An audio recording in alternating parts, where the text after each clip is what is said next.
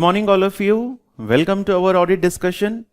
सो students, इस session में जो है हम लोग जो हमारा चैप्टर नंबर 10 है जो कि हमारे ऑडिट प्रोसीजर्स के रिगार्डिंग है, तो उस सब्सटैंटिव प्रोसीजर्स और you can say audit procedures उसके जो लॉन्ग क्वेश्चंस हैं एग्जाम किट के, वो सारे क्वेश्चंस इसमें हम लोग देखेंगे।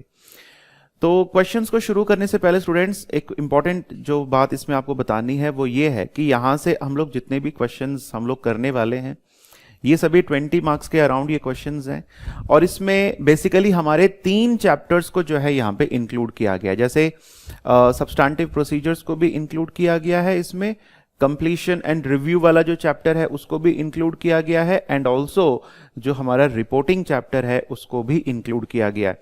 यानी कि हर क्वेश्चन में आपको ये चांसेस हैं कि इन तीनों चैप्टर्स का एक मिक्सचर बना करके आपको एक क्वेश्चन आपके सामने रख दिया जाएगा और उसी बेसिस पर आपको इसको सॉल्व करना है।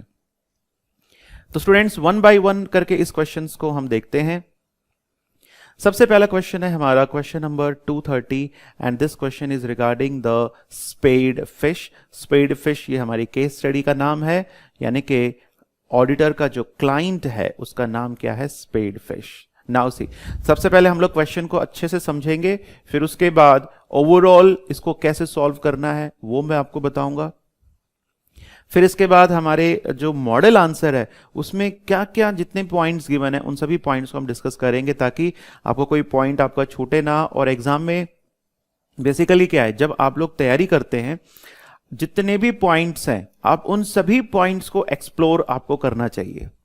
कभी भी आप ऐसे नहीं सोचना कि अगर कोई क्वेश्चन जैसे मान लो इसका ए पार्ट है, अगर वो 4 मार्क्स का है, अगर इसका ए पार्ट अगर 4 मार्क्स का है तो आप ये नहीं सोचिएगा कि 4 मार्क्स के लिए मैं 8 पॉइंट्स ही पढ़ूं। अगर आपकी एग्जाम किट के जो सॉल्यूशन में अगर आपको 20 पॉइंट गिवन है तो स्टूडेंट्स आपको वो 20 के 20 पॉइंट्स स्टडी करने चाहिए, रीड करने चाहिए और उसका मीनिंग आपको समझना जरूरी है।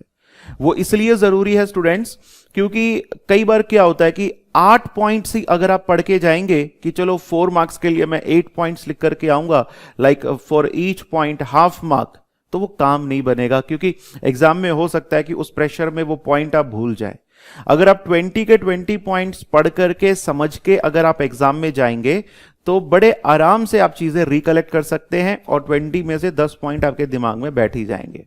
तो इसलिए कभी भी आप ऐसे नहीं सोचना, क्योंकि अगर आपके सॉल्यूशन में 20 पॉइंट्स गिवन है तो मतलब एग्जामिनर आपको बता रहा है, मतलब जो बुक ऑथर है वो आपको हर एक एंगल को वो कवर कर रहा है।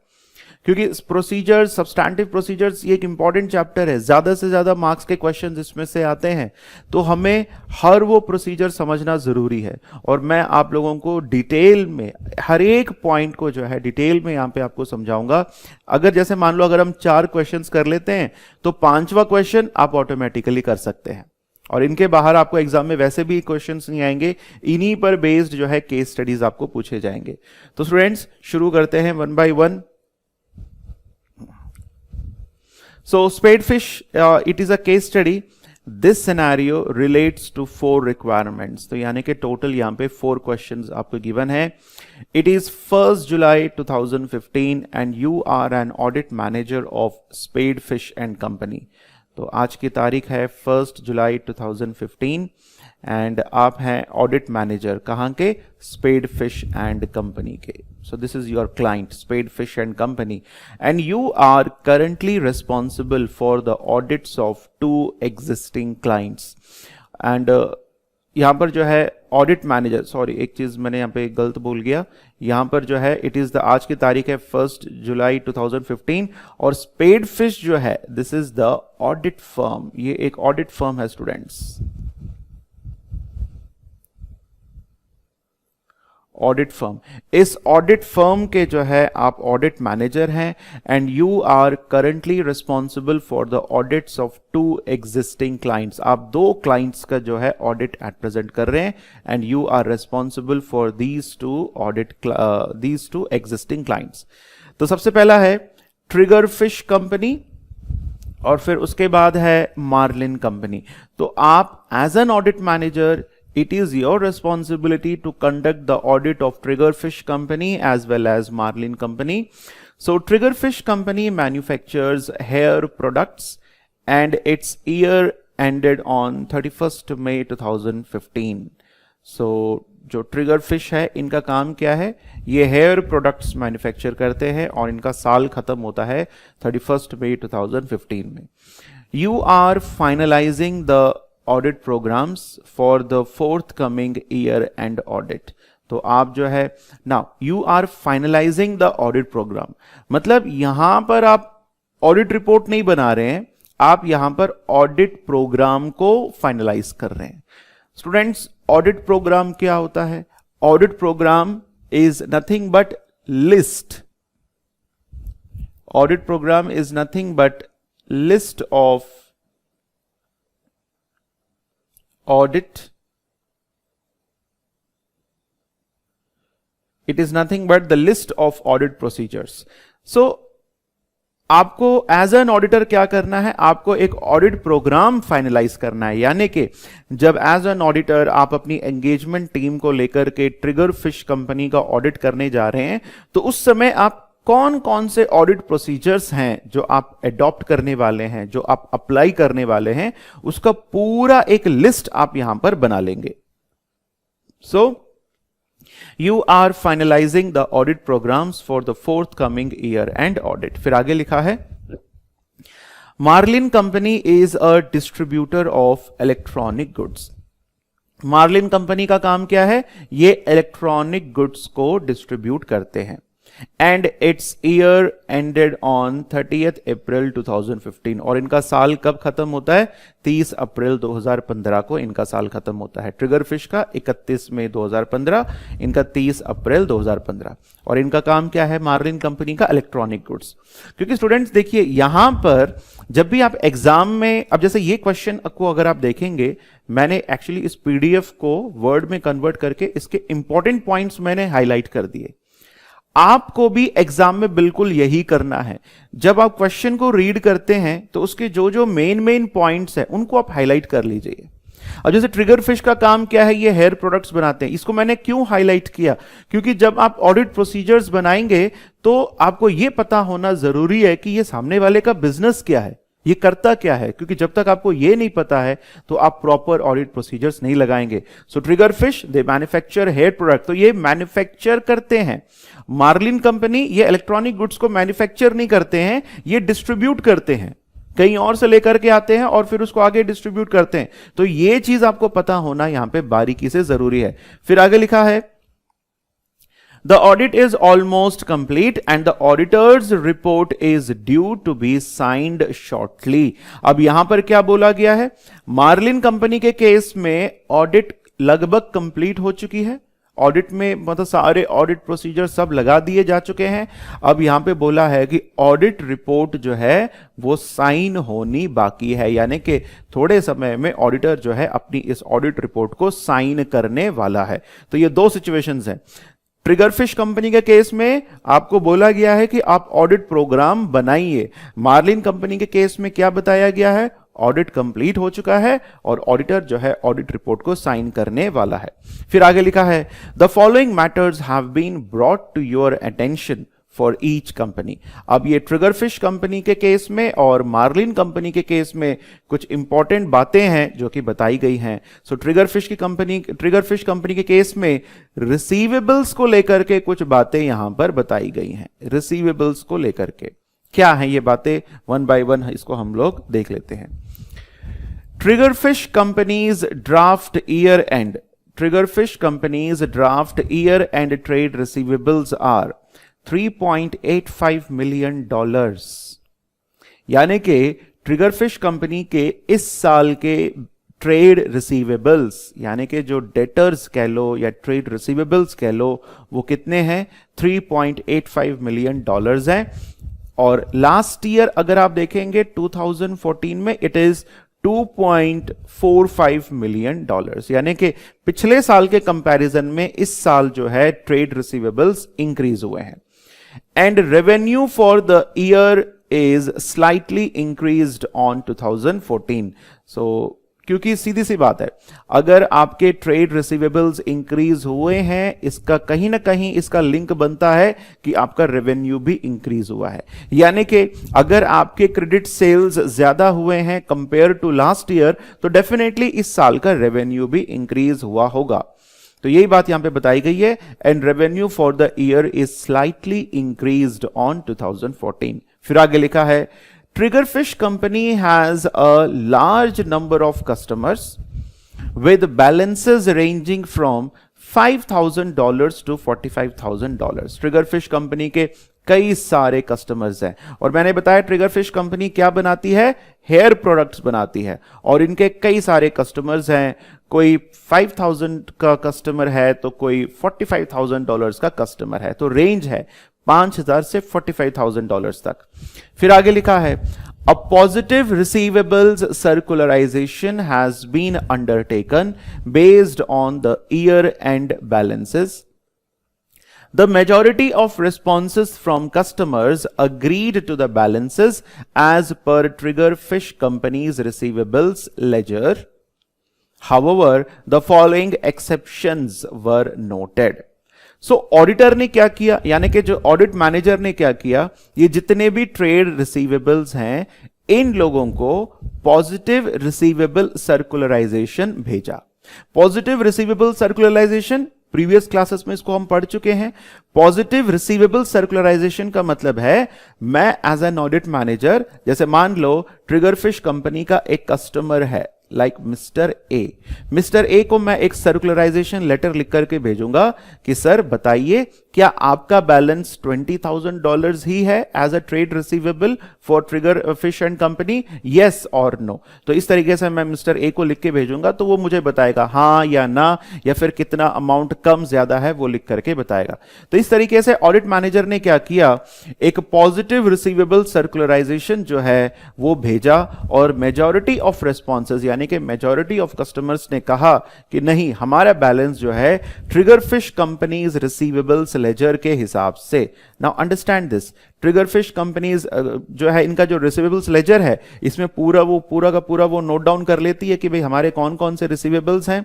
तो इन्होंने कहा कि लगभग मेजॉरिटी लोगों ने कहा कि नहीं, हमारा बैलेंस ठीक है। However the following exceptions were noted, but यहां पे कुछ एक्सेप्शंस है, यानी कि कुछ लोगों का कहना है कि नहीं, हमारा बैलेंस यहां पे गलत शो हो रहा है। तो क्या है वो एक्सेप्शंस? नाउ यहां पे देखिए, सो ट्रिगरफिश कंपनी के केस में तीन कंपनीज जो हैं like albacore company, flounder company and menhaden company, ये तीनों की तीनों कंपनियां जो हैं ये ट्रिगरफिश कंपनी के कस्टमर्स हैं। यानी कि ये एक तरीके से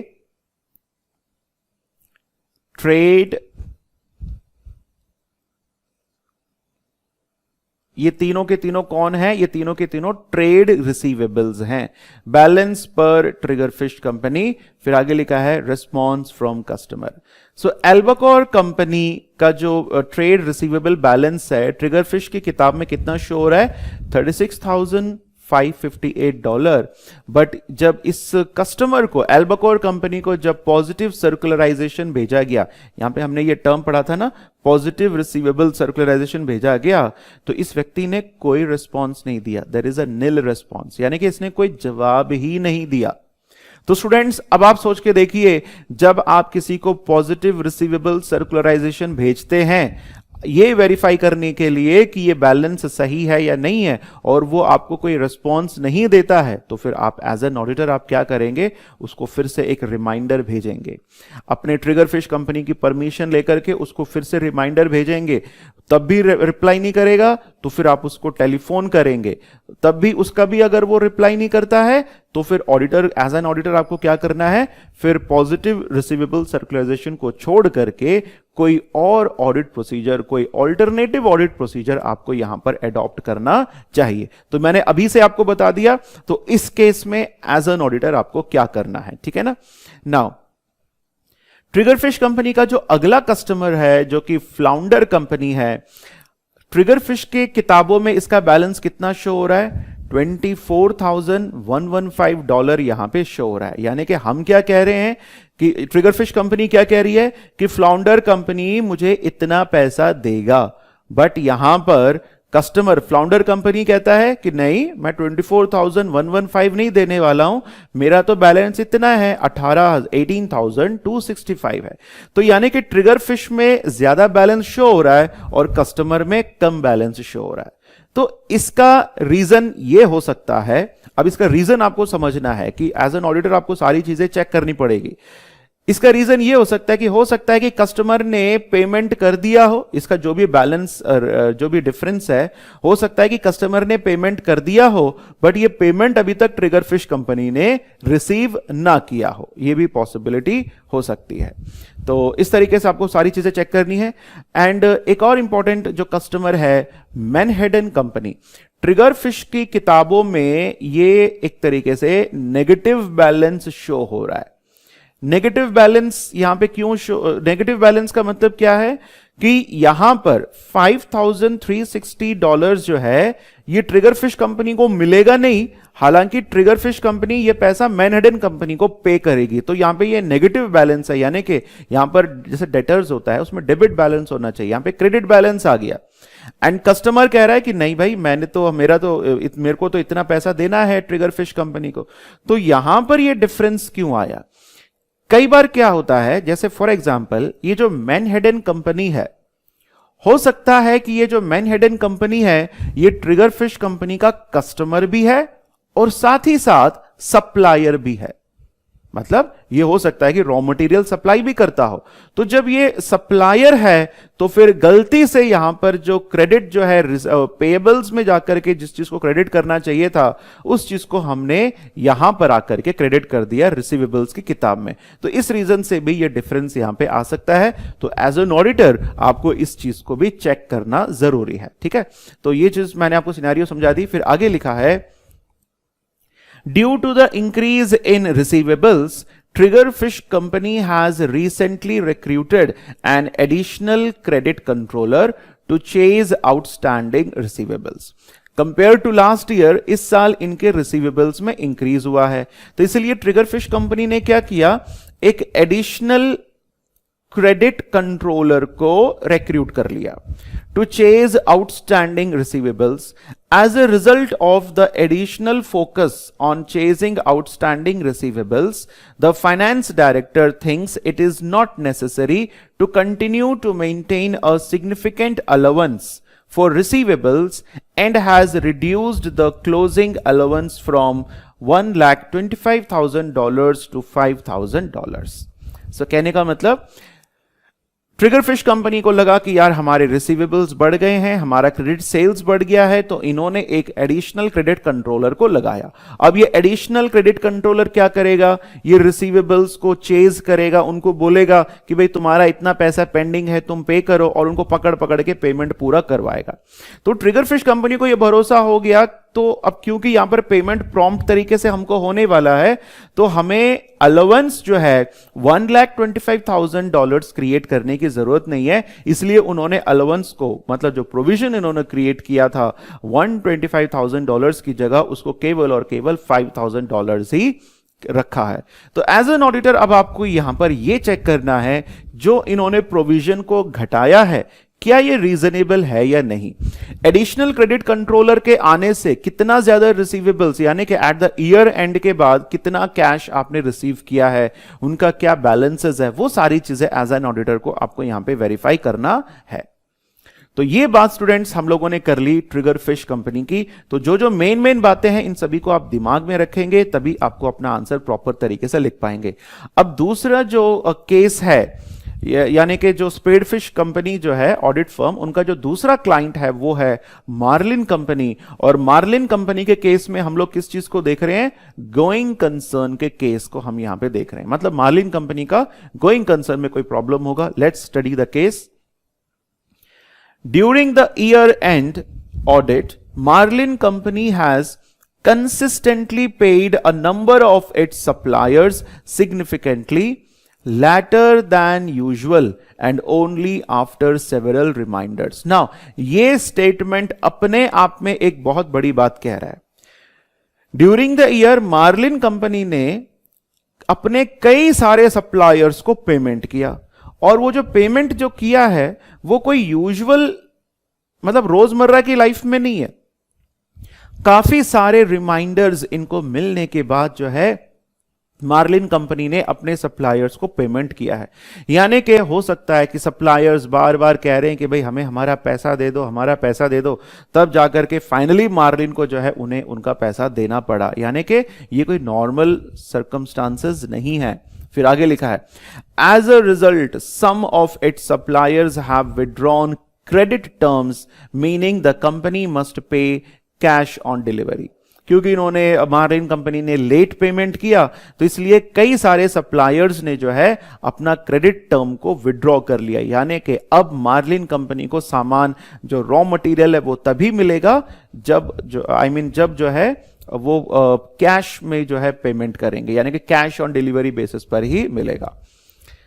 यहां पे रॉ मटेरियल की जरूरत नहीं है क्योंकि ये लोग इलेक्ट्रॉनिक गुड्स में डील कर रहे हैं। फिर आगे लिखा है, the company has also just received notification that its main supplier who provides the company with over 60% of its specialist electrical equipment has ceased to trade.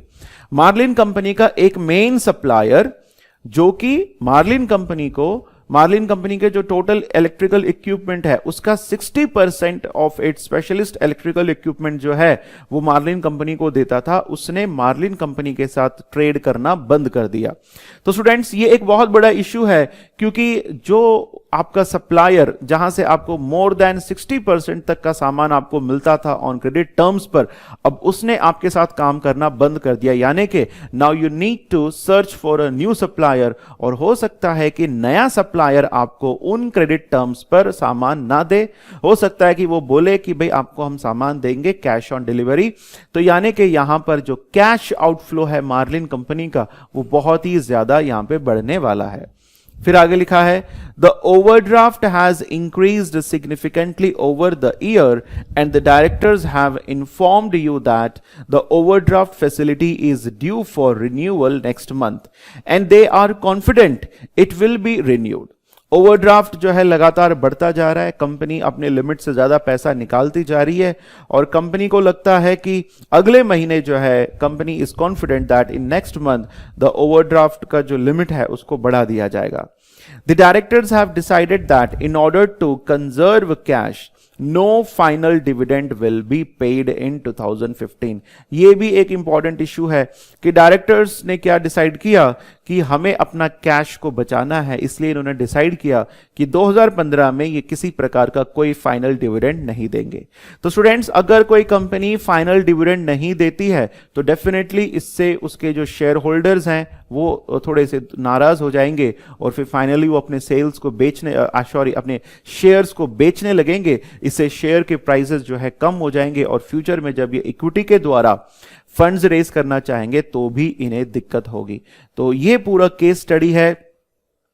तो यहां पे दो केसेस हैं, ट्रिगर फिश का और दूसरा मार्लिन कंपनी का। तो स्टूडेंट्स, अब यहां पे क्या क्या क्वेश्चंस है वन बाय वन हम लोग देख लेते हैं। सबसे पहला है पार्ट ए। पार्ट ए में देखिए, describe the procedures the auditor should perform to resolve the exceptions noted for each customer during the positive receivable circularization for Triggerfish company। तो सबसे पहले हम बात करते हैं Triggerfish कंपनी वाले केस में। उसमें उसके 3 कस्टमर्स थे जिसको उन्होंने पॉजिटिव रिसीवेबल सर्कुलराइजेशन भेजा था, और वहां पर कुछ एक्सेप्शंस थे। एक्सेप्शंस यानी कि ट्रिगरफिश कंपनी का बैलेंस कुछ और दिखा रहा है और कस्टमर्स का बैलेंसेस कुछ और दिखा रहा है। तो यहां पर ऑडिटर क्या क्या प्रोसीजर्स लगाएगा, describe the procedures the auditor should perform. Auditor को क्या क्या प्रोसीजर्स परफॉर्म करने हैं उस मिसमैच को रिजॉल्व करने के लिए। तो स्टूडेंट्स, सबसे पहले ए वाले पार्ट का जो आंसर है ये हम लोग देख लेते हैं। देखिए, आपको 3 लेवल पे बात करनी है। सबसे पहले एल्बोकोर कंपनी का आप कैसे चेक करेंगे, फ्लाउंडर कंपनी का कैसे चेक करेंगे, फिर उसके बाद मैनहेडन कंपनी का कैसे चेक करेंगे। नाउ सी, ए वाला पार्ट है exceptions in the receivable circularisation. The following steps should be undertaken in regard to the exceptions arising in the positive receivable circularization। सबसे पहले हम बात करते हैं एल्बाकोर कंपनी, और एल्बाकोर कंपनी का मेन पॉइंट क्या था, यहां पे हमने देखा था कि एल्बाकोर कंपनी ने कोई रिस्पॉन्स ही नहीं दिया, तो उस सिचुएशन में ऑडिटर को क्या करना है। देखिए first point, for the non-response from Albacore company with the client's permission, the team should arrange to send a follow-up circularization। क्योंकि एल्बाकोर कंपनी ने कोई रिस्पॉन्स नहीं दिया, तो आप क्या करेंगे एज एन ऑडिटर, आप अपने क्लाइंट से यानी कि ट्रिगर फिश से परमिशन लेंगे और उनको जो है एक फॉलो अप सर्कुलराइजेशन यानी कि एक और सर्कुलराइजेशन आप उनको भेजेंगे।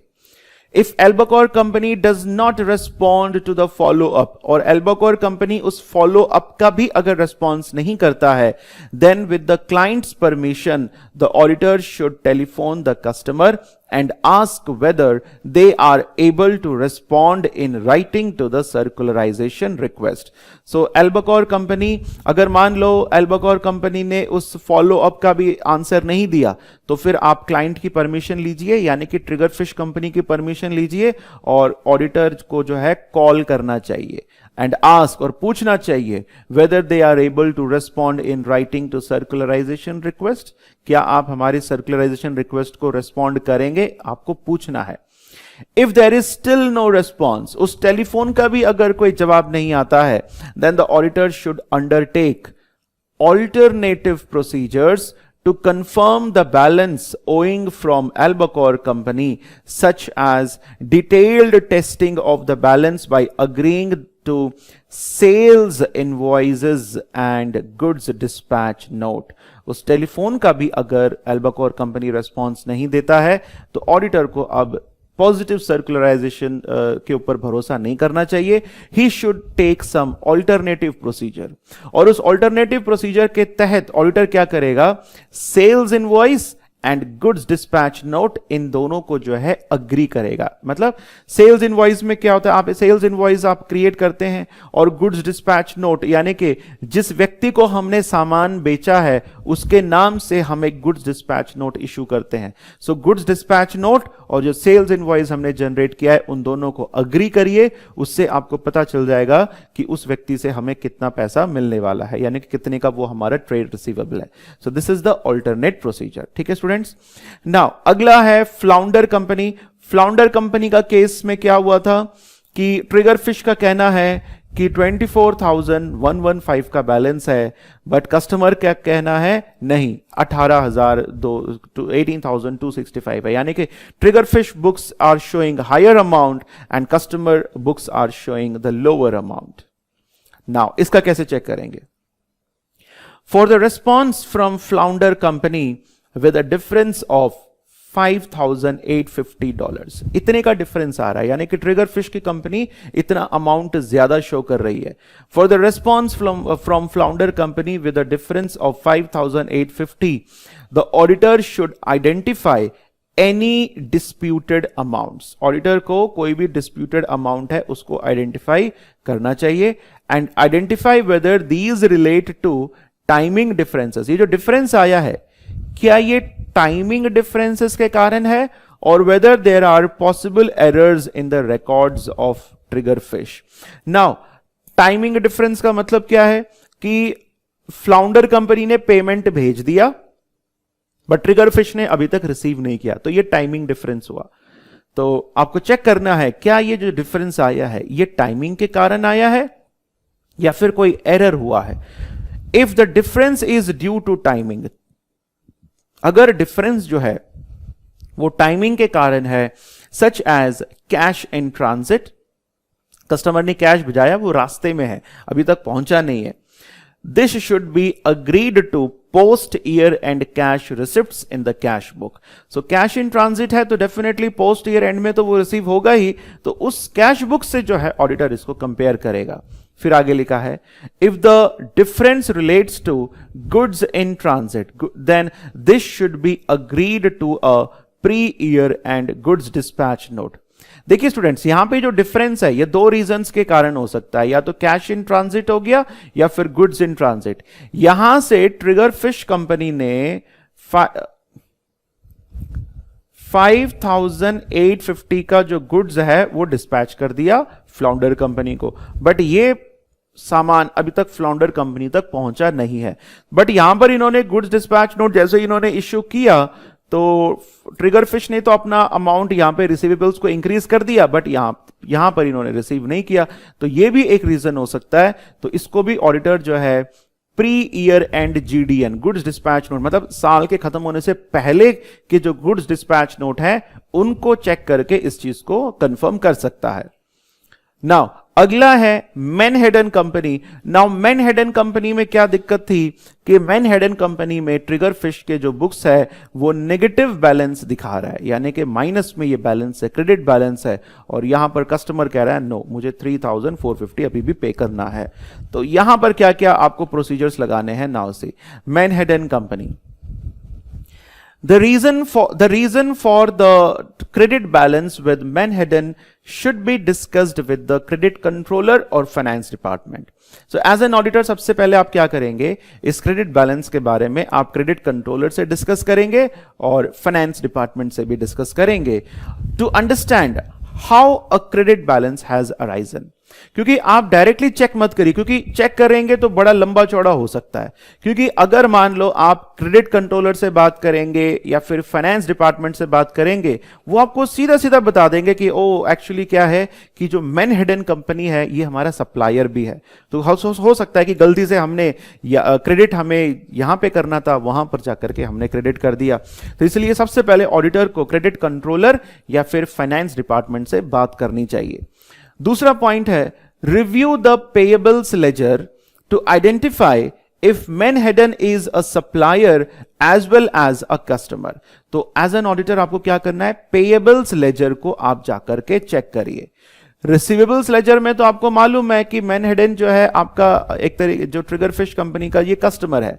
पेएबल्स लेजर में जाकर के चेक करेंगे तो आपको पता चल जाएगा कि मैनहेडन कंपनी जो है ये आपका सप्लायर भी है। अगर ये आपका सप्लायर है, if so a purchase invoice may have been posted in error to the receivables rather than payables ledger. अगर मैनहेडन आपका सप्लायर भी है तो हो सकता है कि गलती से ये जो परचेज इनवॉइस है ये पेएबल्स लेजर में इसको पोस्ट करने की जगह हमने गलती से रिसीवेबल्स में पोस्ट कर दिया है। तो ये चीज आप बड़े आराम से फिर आइडेंटिफाई कर सकते हैं। फिर आगे लिखा है if the difference is due to credit notes, this should be agreed to pre-year and credit notes dispatched around the year end date. Now students, ये credit note क्या है, credit note कौन इशू करेगा? अब जैसे मान लीजिए for example menhaden company trigger fish company का कस्टमर है। मैनहेडन कंपनी ने ट्रिगर फिश से सामान खरीदा और उनको वो सामान पसंद नहीं आया, तो उन्होंने उस सामान को जो है एक तरीके से रिटर्न कर दिया। तो जब उन्होंने उस सामान को रिटर्न कर दिया तो फिर उसके चलते जो है आप उसको फिर क्रेडिट नोट इशू करेंगे, तो फिर वहां पर जो है फिर आपको ये नेगेटिव बैलेंस शो होगा। So if the difference is due to the credit notes this should be agreed to pre year end credit notes dispatch. जितने भी साल के पहले क्रेडिट नोट्स डिस्पैच किए गए हैं उन सभी को जो है ऑडिटर एक तरीके से वेरीफाई करेगा। The last point is the receivables ledger should be reviewed to identify any possible mispostings as this could be a reason for the difference with menhaden company. और फिर एज एन ऑडिटर आप receivables ledger को भी जो है properly review करेंगे, इससे आपको पता चल जाएगा अगर कोई भी मिस पोस्टिंग हुई है तो उसको भी बड़े आराम से आप आइडेंटिफाई कर सकते हैं। नाउ स्टूडेंट्स, तो ए जो पार्ट है ये हम लोगों ने कर लिया। Now what is the B part, इसको भी हम लोग देख लेते हैं। Describe the substantive procedures the auditor should perform to obtain sufficient and appropriate audit evidence in relation to the allowance for receivables in the current year. Now ये case यहां पर हम लोगों ने पढ़ा था कि अलाउंस जो है, अलाउंस फॉर रिसीवेबल, पहले ये $1,25,000 था, बट इन्होंने एडिशनल क्रेडिट कंट्रोलर के लगाने के कारण इसको जो है 5,000 कर दिया है। तो एज एन ऑडिटर आपको ये चेक करना है सेकेंड पार्ट में कि ये जो अलाउंस को इन्होंने जो डिक्रीज किया है क्या ये रीजनेबल है या नहीं, इन्होंने जो डिक्रीज किया है वो सही किया है या नहीं किया है, इस चीज को जो है आप यहां पे चेक करेंगे। नाउ बी है allowance for trade receivables. Discuss with the finance director, आप फाइनेंस डायरेक्टर के पास बैठिए, उससे डिस्कस करिए the rational for not providing against any receivables and consider the reasonableness of the allowance. आप फाइनेंस डायरेक्टर से पूछिए कि सर क्या रीजन है, कैसे आप इसको जस्टिफाई करते हैं कि आपने कोई अलाउंस क्रिएट नहीं किया और ये जो अलाउंस को आपने कम कर दिया है 5000, इसके पीछे क्या रीजन है, कैसे आप इसको जस्टिफाई करेंगे। फिर आगे है next point, obtain a breakdown of opening balance of 1,25,000। अब स्टूडेंट्स, ये जो ओपनिंग बैलेंस यहां पर आपको गिवन है, इसको थोड़ा सा समझा देता हूं मैं। ओपनिंग बैलेंस ऑफ अलाउंस कितना है, इट इज 125,000, यानी कि स्टार्टिंग में जो हमने प्रोविजन क्रिएट किया था रिसीवेबल्स के लिए वो 1,25,000 था। अब इस 1,25,000 का हम लोग ब्रेक डाउन कर देंगे। अब ये जो 1,25,000 है ये सभी कस्टमर्स को मिलाकर, अब जैसे मान लो mister A, B, C, D, E, F, ये सारे कस्टमर्स हैं अलग अलग। तो मिस्टर ए के लिए हमने प्रोविजन क्रिएट किया था मान लो समथिंग 2000, और बी के लिए कुछ 3000, इसके लिए कुछ हमने 4000, इसके लिए हमने कुछ 6000। तो ऐसे आप पूरा ब्रेकडाउन आप तोड़ लो, ठीक है ना। So obtain a breakdown of opening allowance of 1,25,000 and consider if the receivables provided for in the prior year have been fully recovered as a result of the additional credit controller procedures or if they have now been fully written off। तो आपको करना क्या है, इस 1,25,000 का पूरा breakup मांग लो और देखो क्या मिस्टर ए के लिए हमने जो प्रोविजन क्रिएट किया था 2000, क्या मिस्टर ए से हमको पूरा का पूरा पैसा रिसीव हुआ है या नहीं हुआ है, या फिर क्या हमने इसको पूरे को राइट ऑफ किया है या नहीं किया है। ये चीज आप यहां पर वेरीफाई करेंगे। And consider if the receivables provided for the prior year have been fully recovered as a result of the additional credit control procedures or if they have been fully written off। Students basically क्या है कि कई बार जब bad debts हो जाते हैं तो उसको अपन रिटर्न राइट ऑफ कर देते हैं, तो आप उसको P&L अकाउंट में लेके जाएंगे। P&L अकाउंट में जाकर के सीधा अगर आप डेबिट कर देते हैं तो फिर वहां पर जो है एज अ लॉस आप उसको शो करेंगे, तो वहां पर फिर आपको प्रोविजन आपको बनाने की जरूरत नहीं होती है। अगर आप प्रोविजन बनाते हैं तो प्रोविजन के अंदर जाकर के फिर आप उसको जो है राइट ऑफ कर देते हैं। तो यहां पर आपको दोनों चीजें देखनी है कि क्या एक तो जो जैसे हर इंडिविजुअल लेवल पर जो अलाउंस हमारा था क्या उनसे हमने पूरा पैसा रिकवर किया है, ये if they have now been fully, या फिर उनको रिटर्न ऑफ कर दिया गया है। थर्ड पॉइंट है, inspect the aged trade receivables ledger to identify any slow moving or old receivable balances and discuss the status of these balances with the credit controllers to assess whether they are likely to be received। Inspect the aged trade receivables ledger. एक तो हम इसमें basically करते हैं क्या, जितने भी हमारे रिसीवेबल्स होते हैं उनको एजिंग के हिसाब से हम क्लासिफाई कर देते हैं। किसी का क्रेडिट पीरियड 90 दिन है, किसी का 120 है, और उसमें आपको देखना है कि स्लो मूविंग कौन सा है, कौन सा रिसीवेबल है जो सबसे ज्यादा टाइम लगा रहा है पेमेंट के लिए।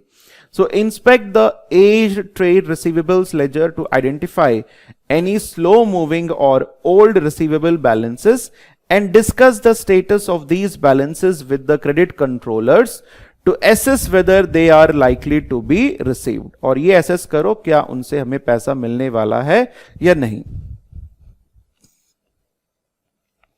The next point is review whether there are any after date cash receipts for identified slow moving or old receivable balances। after date cash receipts यानी कि साल के खत्म होने के बाद क्या इन ओल्ड या फिर स्लो मूविंग रिसीवेबल से पैसा मिला है नहीं मिला है, इसको भी हम रिव्यू करेंगे। अगला है रिव्यू कस्टमर करस्पॉन्डेंस। कस्टमर यानी कि आपके क्लाइंट और कस्टमर के बीच में अगर कुछ भी बातचीत हुई है, उस बातचीत में चाहे वो ईमेल्स हो या फिर कोई और तरीका हो जिससे ऑडिटर को ये आइडेंटिफाई हो जाए कि यस इस कस्टमर से पैसा मिलेगा या नहीं मिलेगा। Review customer correspondence to identify any balances which are in dispute or are unlikely to be paid and confirm if these have been considered when determining the allowance. और अगर मान लो डिस्प्यूट है तो कस्टमर बोलेगा कि नहीं भाई मैं तो पैसा नहीं दूंगा। अगर वो ऐसा बोलता है कि मैं पैसा नहीं दूंगा तो फिर डेफिनेटली वहां पे अलाउंस क्रिएट करना जरूरी है। अगर मान लो यहां पर कस्टमर की गलती नहीं है, आपके ऑडिटर के क्लाइंट की गलती है, तो डेफिनेटली फिर वहां पर जो है आपको फिर पैसा नहीं मिलेगा। तो उस सिचुएशन में क्या करना है, तो ये सारी चीजें ऑडिटर जो है कस्टमर कॉरेस्पॉन्डेंस को रिव्यू करके आइडेंटिफाई कर सकता है। Next is inspect board minutes. Board of directors की जो मीटिंग होती है उस मीटिंग में अगर उन्होंने कोई डिसीजन लिया है, inspect board minutes to identify whether there are any significant concerns in relation to payments by customers and assess if these have been considered when determining the allowance. So board ने अगर कुछ भी determine किया है in relation to payment by customers, क्या उनसे कितना मिलेगा, कितना allowance create करना है, तो वो भी as an auditor आपको inspect करना है। And the next point is recalculate the potential level of trade receivables which are not recoverable and compare to allowance and discuss differences with management. तो as an auditor आप खुद से recalculate करिए कितना पैसा है जो recover नहीं होने वाला है और allowance आपने कम create किया है। तो ये जो difference है कि जितना create करना चाहिए था उतना नहीं किया है, तो ये difference के पीछे क्या reason है वो चीज फिर आप मैनेजमेंट से डिस्कस करेंगे। तो स्टूडेंट्स इस तरीके से जो है इन सभी पॉइंट्स को हमें करना है। सो बी का हमारा पार्ट क्लियर है। Now part C is identify and explain 3 potential indicators that Marlin Company is not a going concern। आपको 3 ऐसे केसेस आइडेंटिफाई करने हैं इस पूरे क्वेश्चन में, जिससे कि हमें यह पता चले कि मार्लिन कंपनी जो है ये एक गोइंग कंसर्न नहीं है। तो ऑलरेडी हम केस स्टडी पढ़ चुके हैं, सो इसके पढ़ लेते हैं इसको भी। Now going concern indicators. Marlin company has paid some of its suppliers considerably later than usual and only after many reminders. Hence, some of them have withdrawn credit terms, meaning the company must pay cash on delivery. ये एक concern हुआ। Marlin company को बार बार बोलने के बाद जो है उन्होंने अपने सप्लायर्स को पेमेंट किया और कई सारे सप्लायर्स ने अपने क्रेडिट टर्म्स को विड्रॉ कर लिया। अब मार्लिन कंपनी को कुछ भी खरीदना है तो कैश ऑन डिलीवरी पर खरीदना है, तो यहां पर इनका कैश आउटफ्लो ज्यादा होगा, तो यानी कि यहां पे गोइंग कंसर्न खतरे में है। This suggests that the company was struggling to meet their liability as they fell due and will also put significant additional pressure on the company's cash flow। और इससे पता चलता है कि कंपनी अपने जो करंट लाइबिलिटीज है उनको मीट करने में एफिशिएंट नहीं है और उनके ऊपर एडिशनल प्रेशर है कि उनका कैश फ्लो अब बाहर जाने वाला है। Because the company will have to pay for goods on delivery but is likely to have to wait for cash from its receivables due to credit terms। तो students ये एक बहुत बड़ा रीजन है जिससे हम कह सकते हैं कि मार्लिन कंपनी का गोइंग कंसर्न खतरे में है। अगला पॉइंट अगर हम देखेंगे, Marlin Company's main supplier who provides over 60% of the company's specialist equipment has just stopped trading। ये भी पॉइंट हमने देखा था क्वेश्चन में कि मार्लिन कंपनी का एक जो मेन सप्लायर जो था जो 60% स्पेशलिस्ट इक्विपमेंट देता था उसने बिजनेस करना बंद कर दिया। If the equipment is highly specialised there is a risk that Marlin Company may not be able to obtain these products from other suppliers which would impact on company's ability to trade। अब यहां पर एक बड़ा सा customer जो 60% of the goods आपको देता था क्रेडिट बेसिस पर, उसने आपके साथ व्यापार करना बंद कर दिया। तो 60% स्टूडेंट ये एक बहुत ही एक सब्सटैंशियल अमाउंट होता है। अब इतने बड़े सप्लायर को मार्लिन कंपनी कहीं ढूंढ भी नहीं पाएगा और क्रेडिट में उसको कोई देगा भी नहीं, और इस तरीके से अगर ये सप्लायर हाथ से चला गया तो डेफिनेटली मार्लिन कंपनी का जो बिजनेस है, डे टू डे बिजनेस है, वो हैम्पर होगा और फिर इसका गोइंग कंसर्न डेफिनेटली खतरे में है।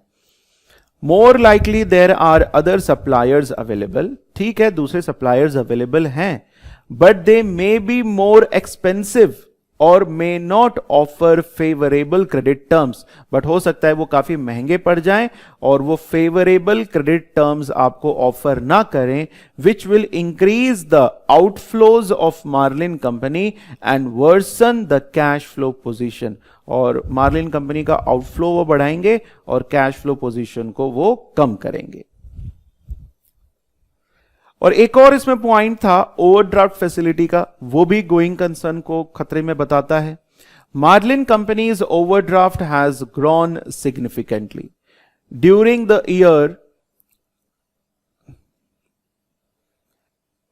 Year and is due to renewal within the next month. So एक तो मार्लिन कंपनी का ओवरड्राफ्ट लगातार बढ़ गया और अगले महीने इसका रिन्यूअल होने वाला है। If the bank does not renew, अगर बैंक इस ओवरड्राफ्ट फैसिलिटी को रिन्यू नहीं करता है, जबकि डायरेक्टर्स को लगता है कि बैंक इसको रिन्यू करेगा, और मान लो अगर बैंक ने रिन्यू नहीं किया तो फिर दिक्कत क्या होगी, फिर इनके पास फंड्स की बहुत ही ज्यादा दिक्कत हो जाएगी। If the bank does not renew the overdraft and the company is unable to obtain alternative finance, then it may not be able to continue to meet its liabilities as they fall due, especially if suppliers continue to demand cash on delivery and the company may not be able to continue to trade. तो यहां पे सब कुछ लिखा हुआ है कि अगर बैंक ओवरड्राफ्ट फैसिलिटी अलाउ करती है तो ये बच जाएंगे, अगर बैंक ओवरड्राफ्ट फैसिलिटी अलाउ नहीं करती है तो फिर इनको कैश की बहुत ज्यादा दिक्कत होने वाली है। फिर आगे लिखा है, in order to conserve cash Marlin company has decided not to pay a final dividend. अब फाइनल डिविडेंड ये लोग पे नहीं करना चाह रहे मार्लिन कंपनी, तो फिर इससे दिक्कत क्या होगी, दिस में result in share holders losing faith in the company, इससे शेयर होल्डर्स का जो भरोसा है कंपनी से वो उठ जाएगा, and they may attempt to sell their shares, और वो अपने शेयर्स को पब्लिक जो है शेयर होल्डर्स अपने शेयर्स को बेचेंगे। In addition they are highly unlikely to invest further equity, और फ्यूचर में हो सकता है कि वो वापस इस इक्विटी में इन्वेस्ट ना करें, and Marlin company may need to raise finance to repay their overdraft, और फिर बाद में मार्लिन कंपनी को जब फाइनेंस रेज करना है तो फिर वो रेज नहीं कर पाएंगे अपने ओवरड्राफ्ट को पे करने के लिए। तो स्टूडेंट्स ये सारी बातें हमें बताती हैं कि मार्लिन कंपनी का जो गोइंग कंसर्न है डेफिनेटली वो खतरे में है। नाउ अब यहां पर जो हमारा फोर्थ पार्ट का क्वेश्चन है वो भी हम देख लेते हैं। तो थर्ड में तो हमने ये फाइंड आउट किया कि 3 पोटेंशियल इंडिकेटर्स क्या है। डी है, describe the audit procedures the auditor should perform in assessing whether or not Marlin company is a going concern.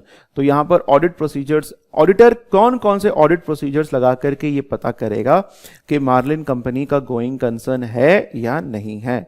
सो सारे ऑडिट प्रोसीजर्स 1 by 1 हम लोग देख लेते हैं।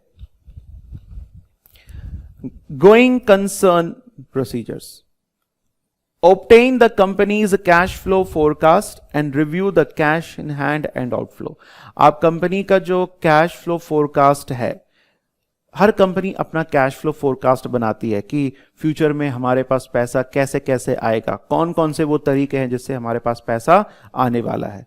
तो उनका फोरकास्ट को उठाओ और रिव्यू करो कैश इन एंड आउटफ्लो, और एज एन ऑडिटर आपको देखना है क्या ये लोग जो इनफ्लो की बात कर रहे हैं क्या एक्चुअल में इनको कैश फ्लो इनफ्लो होने वाला है, और इनके आउटफ्लोस क्या क्या हैं। तो assess the assumptions for reasonableness and discuss the findings with management to understand if the company will have sufficient cash flows। तो आप इसकी रीजनेबलनेस, इन्होंने जो कैश फ्लो फोरकास्ट बनाया है वो कितना रीजनेबल है, कितना सच है, कितना पैसा आने वाला है, इसको आप आराम से एसेस करेंगे। सेकंड है, perform a sensitivity analysis on the cash flow. Sensitivity का मतलब क्या है, कैश फ्लो फोरकास्ट में कंपनी ने बोला कि हमें फलाना फलाना जगह से कैश आएगा, तो उसका सेंसिटिविटी एनालिसिस करना जरूरी है। क्या अगर कंपनी कहती है कि हमें ए सोर्स से पैसा आएगा, बी सोर्स से पैसा आएगा, तो उसका ऑडिटर सेंसिटिविटी एनालिसिस करेगा। क्या एक्चुअल में ए सोर्स से पैसा आने वाला है या बी से पैसा आने वाला है, क्या उसके पीछे रीजंस है, कितने चांसेस है कि पैसा नहीं आएगा। So perform a sensitivity analysis on the cash flows to understand the margin of safety the company has in terms of its net cash in और आउटफ्लो। मार्जिन ऑफ सेफ्टी का मतलब क्या है कि जैसे मान लीजिए कंपनी कहती है कि हमें 10,000 रुपए आएंगे, और ऑडिटर ने जब सेंसिटिविटी एनालिसिस किया तो ऑडिटर को लगा यार इन्हें 10,000 तो नहीं 6,000 तो जरूर आ ही जाएंगे। तो ये जो 6,000 है ये बेसिकली क्या है, ये मार्जिन ऑफ सेफ्टी है। या फिर आप मार्जिन ऑफ सेफ्टी ऐसे भी बोल सकते हैं, कई बार क्या होता है कि हमारे अपने खर्चे होते हैं, एक्सपेंसेस होते हैं। जैसे मान लो कंपनी के एक्सपेंसेस हैं 2 लाख के कंपनी के एक्सपेंसेस हैं, तो कम से कम सोर्सेस जो हैं वो 4 लाख तक तो होने ही चाहिए कि चलो भाई अगर 2 लाख यहां से नहीं भी मिला तो 2 लाख तो आ ही जाए। तो एक सेफ्टी लेकर के आपको चलना चाहिए। तो सेंसिटिविटी एनालिसिस में बेसिकली ऑडिटर जो है मार्जिन ऑफ सेफ्टी लेकर के चलता है। नेक्स्ट है evaluate managements plan for future actions. Management future में क्या करने वाला है, ये जितनी भी दिक्कतें हैं मैनेजमेंट के सामने कि उनको सप्लायर ने मना कर दिया, कि उसका ऑल्टरनेटिव उन्होंने क्या सोचा है, कैसे वो फाइनेंसिंग करेंगे, डेट में जाएंगे, क्या करेंगे। तो मैनेजमेंट का प्लान फॉर फ्यूचर एक्शंस क्या है, इसको भी ऑडिटर इवैल्यूएट करेगा। Evaluate managements plan for future actions including there contingency plans in relation to ongoing financing and plans for generating revenue and consider the feasibility of these plans. So management ने अगर कोई भी plan बना रखा है तो वो जो प्लान कितने फीजिबल हैं, यानी कि कितने लेवल पर वो सक्सेसफुल हो सकते हैं। Next point is review the company's post year end sales. साल के खत्म होने के बाद कंपनी का सेल्स लेवल क्या है, क्योंकि ज्यादा सेल्स होगा तभी हम कह सकते हैं कि रेवेन्यू आएगा, अगर सेल्स नहीं है तो रेवेन्यू कैसे आएगा। So review the company's post year end sales and order book to assess if the levels of trade are likely to increase and if the revenue figures in the cash flow forecast are reasonable. तो company ने अपना जो cash flow forecast में जो revenue show किया है, क्या वो रेवेन्यू इन सेल्स फिगर्स के अकॉर्डिंगली है या नहीं है, क्या फ्यूचर में इतना सारा रेवेन्यू जनरेट होने वाला भी है या नहीं होने वाला है, इसको ऑडिटर जो है वेरीफाई करेगा।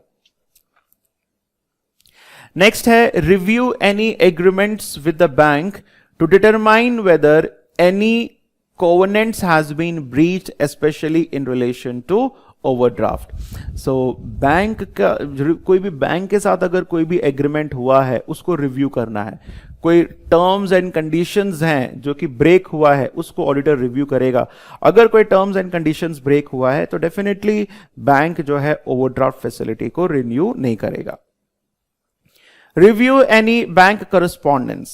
बैंक और आपके क्लाइंट के बीच में अगर कोई बातचीत हुई है उसको आप रिव्यू करिए। Review any bank correspondence to assess the likelihood of bank renewing the overdraft facility.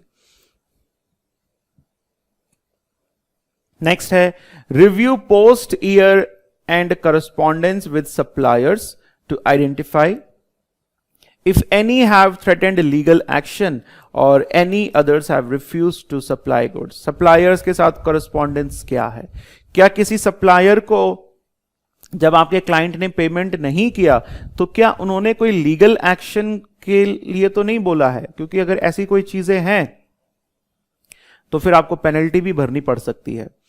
Inspect any contracts or correspondence with suppliers to confirm supply of company's specialist equipment। हमने पढ़ा था कि कंपनी का वो जो 60% वाला जो सप्लायर था जो स्पेशलिस्ट इक्विपमेंट देता है वो बंद कर दिया उसने देना। तो इसके लिए कंपनी ने क्या किसी और के साथ कॉन्ट्रैक्ट किया है, If no new supplier has been confirmed, discuss with management their plans to ensure the company can continue to meet customer demand. अगर उन्हें कोई नया सप्लायर नहीं मिलता है तो फिर आप मैनेजमेंट से बात करिए कि सर आपको कोई नया सप्लायर तो मिला नहीं है, तो फिर क्या आप अपने कस्टमर की डिमांड को पूरा कर पाएंगे या नहीं. Enquire of lawyers of Marlin Company as to the existence of any litigation. आप मार्लिन कंपनी के लॉयर से भी बात करिए, क्या इस मार्लिन कंपनी के ऊपर कोई केस तो नहीं चल रहा है. Perform audit test in relation to subsequent events to identify any events which might indicate or mitigate the risk of going concern. Subsequent event, साल के खत्म होने के बाद अगर कुछ events हुआ है जिससे हम ये कह सकते हैं कि इनका going concern खतरे में नहीं है, या फिर हम ये कह सकते हैं कि yes अब इनका going concern और भी ज्यादा खतरे में है, तो उसको भी ऑडिटर जो है वेरीफाई करेगा. Perform audit test. Review the post year and board minute, साल के खत्म होने के बाद बोर्ड ऑफ डायरेक्टर्स के बीच में जो भी डिस्कशन हुआ है उसके मिनट्स को आप रिव्यू करिए. To identify any other issues which might indicate further financial difficulties for the company. Review post year end management account to assess if in line with cash flow forecast. So post साल के खत्म होने के बाद management accounts को आप review करिए, उससे आपको पता चलेगा क्या कैश फ्लो आने वाला है या नहीं आने वाला है. नाउ ये पॉइंट इंपॉर्टेंट है. Consider whether any additional disclosures as required by International Accounting Standard 1 presentation of financial statements in relation to material uncertainties over going concern should be made in the financial statements. So as per IAS 1 presentation of financial statements में going concern को लेकर के कोई additional disclosures करने हैं नहीं करने हैं, इसको भी auditor verify करेगा. Next is consider whether the going concern basis is appropriate for the preparation of financial statements. यानी कि मार्लिन कंपनी जो फाइनेंशियल स्टेटमेंट्स को प्रिपेयर कर रही है, क्या वो गोइंग कंसर्न बेसिस पर प्रिपेयर कर रही है, तो क्या वो सही है या नहीं, इसको भी ऑडिटर वेरीफाई करेगा. Obtain a written representation confirming the director's view that Marlin Company is a going concern. So finally आपको मार्लिन कंपनी के डायरेक्टर से जो है एक रिटन रिप्रेजेंटेशन लेना पड़ेगा कि मार्लिन कंपनी का गोइंग कंसर्न सही है. तो स्टूडेंट्स इस तरीके से काफी सारे पॉइंट्स यहाँ पे गिवन है, और अगर एग्जाम में जैसे ये डी वाला पार्ट अगर आपके 5 मार्क्स का है तो 10 पॉइंट्स आपको इसमें लिखने हैं. तो स्टूडेंट्स इसी के साथ ये क्वेश्चन हमारा कंप्लीट है. सो नेक्स्ट क्वेश्चन में जो है हम लोग नेक्स्ट क्वेश्चन लेते हैं. तो आज के लिए इतना ही students. Have a nice day.